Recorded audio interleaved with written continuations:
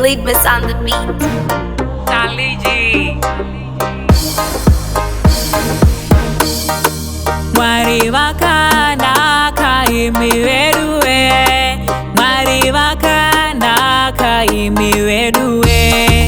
Mwari wakanaka imi weduwe, changu inini zaringana, Mwari wakanaka imi weduwe, Mwari wakanaka imi weduwe, Mwari wakanaka imi weduwe,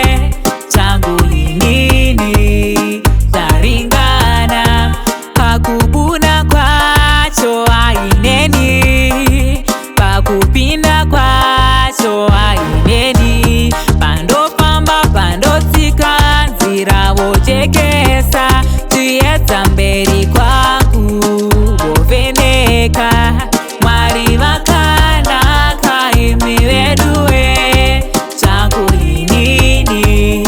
zvaringana, Mwari wakanaka imi weduwe, Mwari wakanaka imi weduwe,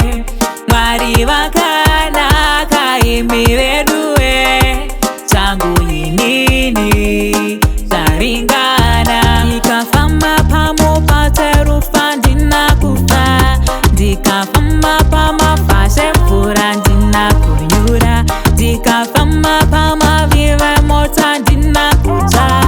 vakandicherera gomba handina kuwira, vakanditerera musungo handina kusungwa, vakandicherera gomba handina kuwira,